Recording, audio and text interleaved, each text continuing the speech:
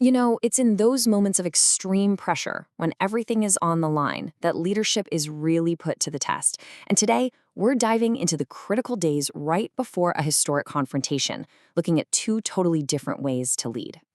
And that's really the big question, isn't it? What makes a true leader when crisis hits? Is it just about having unshakable authority? Or is it something deeper? We're about to see how strategy, faith, and sheer character collide to give us an answer. So, you might think a story like this starts with everyone on the same page, but nope. It begins with tension. The decision to march out was guided by the divine, for sure, but some of the believers were, well, they were nervous. They hadn't signed up for a full-blown war, and the idea of facing the mighty Quraysh army was, frankly, terrifying. This verse paints a very real, very human picture right from the start. Okay, so picture the situation. The original plan was to intercept a rich Quraysh caravan. Simple enough. But that caravan gets away. The problem is, the massive armies sent to protect it, they're still coming. They're heading straight for Medina. All of a sudden, the plan is out the window, and a huge choice has to be made. Do we turn back, or do we face a bigger, stronger enemy head-on? So what does the prophet, peace be upon him, do in this critical moment? He doesn't just issue an order. He gathers everyone and asks for their advice. This is Shura, consultation, in action. And this wasn't just a question for the generals. It was a moment of truth for the entire community. What were they made of? The first to speak up were the Muhaajiroon, the ones who had left everything behind in Mecca, and the words from al-Miqdad ibn al-Aswad were just electric. He basically says, "We're not like those in the past who told their prophet to go fight alone. No, we will be with you fighting on every side." What a powerful statement of absolute loyalty. Now, here's what's so fascinating. The prophet, peace be upon him, specifically wanted to hear from the Ansaar, the helpers from Medina. See, their pledge was to defend him in their city, not necessarily out in the open desert. But then Sa'd ibn Mu'adh stands up and gives this incredible speech. He pledges their total support, saying they'd follow him even into the sea. That was it. That was the moment the army truly became one unified force. Okay, so with everyone on board and their resolve hardened, the small army moves forward. But they don't just charge ahead. No, this next phase is all about careful, deliberate strategy. And the number one rule was secrecy.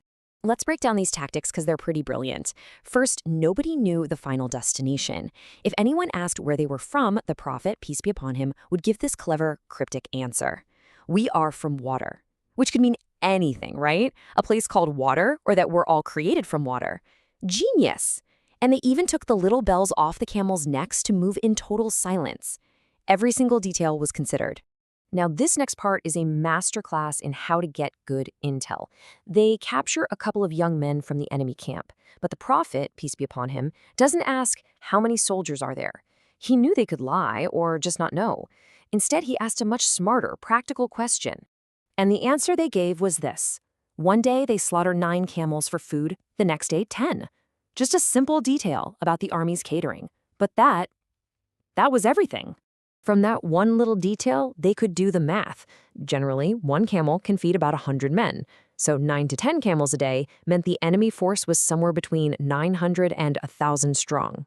And just like that, they knew exactly what they were up against. They were outnumbered about 3 to 1. All right, let's flip the script now and look at the Quraysh camp. The contrast in attitude is just staggering. While the Muslims were moving with quiet faith and strategy, the Quraysh were marching with loud, boastful arrogance. And you know, the Quran itself gives us this perfect picture of their mindset. It wasn't about the caravan anymore. It was about pride. It was about showing off, making sure all the other tribes knew how powerful they were. It was pure spectacle. And if you need a specific example, just listen to this. The leader of the Quraish, Abu Jahl, actually says this out loud. His goal wasn't just to win a battle. It was to throw a massive party at Badr with drinking and music, also everyone would fear them forever. Talk about arrogance. So you see this incredible split, right? On one side, you have leadership based on listening, which creates unity and faith. On the other, you have command based on arrogance, which was actually causing a lot of division. We know that other Quraysh leaders, like Utbah, wanted to turn back. They saw no point in the fight, but Abu Jahl's pride just shouted them down. This all brings us to the actual ground of Badr, where these two armies are about to clash. And right here, one last, incredibly important leadership moment plays out. It's this beautiful blend of human strategy and deep respect for the divine.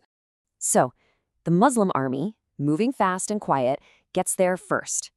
They make the logical choice and set up camp at the closest well. Seems like a good plan. But the story's not over. Then, a companion named Al-Hubab ibn al-Mundhir comes forward, and he asks this unbelievably sharp and respectful question. She basically asks, was this spot chosen by divine revelation, something we can't change? Or was it your own military opinion, something we can discuss? And the Prophet's reply, peace be upon him, is instant and clear. He says, no, this was my own strategic thinking. And with those words, he swung the door wide open for feedback, showing he was a leader who was confident enough to listen. And Al-Hubab, given that opening, lays out a brilliant tactical plan. He says, let's move up to the well closest to the enemy.